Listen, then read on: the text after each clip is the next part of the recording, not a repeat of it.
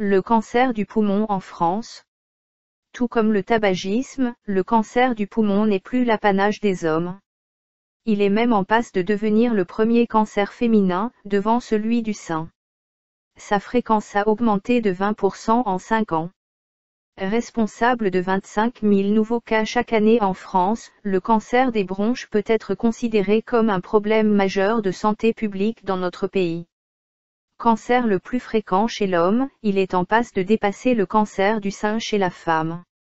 Si certains produits industriels peuvent favoriser l'apparition d'un cancer bronchique, le tabagisme joue un rôle déterminant dans la survenue de ces tumeurs. Plus de 9 cancers sur 10 sont déplorés chez des fumeurs ou anciens fumeurs, avec une prédilection pour les femmes. Le cancer bronchique est en général diagnostiqué trop tardivement. Face à des stades évolués, les traitements restent peu efficaces. C'est pourquoi les pneumologues tentent de développer aujourd'hui de nouvelles approches préventives. Le cancer du poumon au Canada. Le cancer du poumon commence habituellement à se former au milieu de la cinquantaine ou de la soixantaine. Le tabagisme est responsable de 80% à 90% des cas de cancer du poumon. Ce cancer est particulièrement menaçant, car il peut plus facilement se propager dans le reste du corps que d'autres types de cancers. En effet, tout le sang passe par les poumons pour être oxygéné, et les poumons sont en contact étroit avec plusieurs vaisseaux sanguins et lymphatiques. Le cancer du poumon est d'autant plus alarmant qu'il est souvent découvert tardivement. Il est d'ailleurs la principale cause de décès par cancer au Canada, autant chez les hommes que chez les femmes. La Société canadienne du cancer prévoit qu'il y aura 24 100 nouveaux cas de cancer du poumon en 2010 au pays, 12 900 hommes et 11 200 femmes. Ce cancer peut toutefois être prévenu de façon très efficace en cessant de fumer ou en fumant moins. Les causes du cancer du poumon. Le tabagisme. L'exposition à la fumée secondaire. L'exposition à des particules cancérogènes présentes dans l'air, comme celles provenant de l'amiante, de l'arsenic, du radon ou des polluants de l'air, monoxyde de carbone, ozone, etc.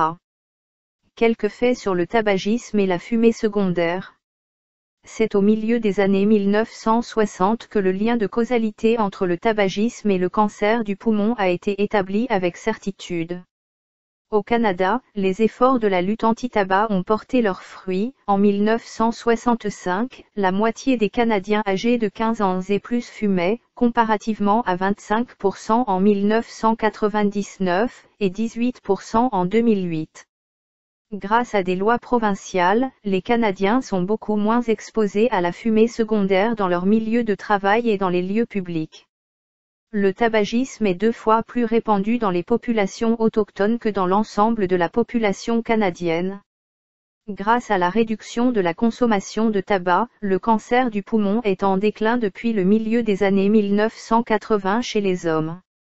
Toutefois, chez les femmes, ce cancer a constamment augmenté depuis 1980 et commence seulement à se stabiliser. On distingue 2 types de cancer du poumon.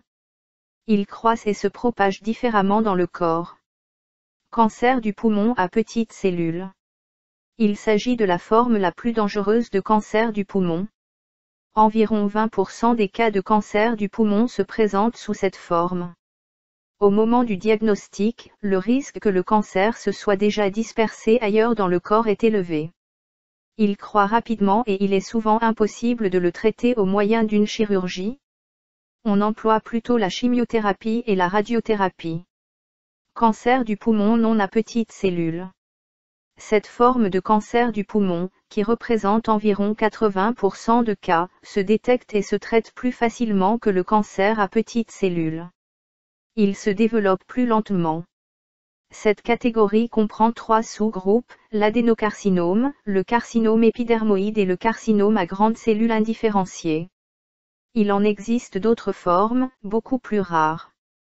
Le cancer du poumon est parmi les plus meurtriers, avec le cancer du pancréas.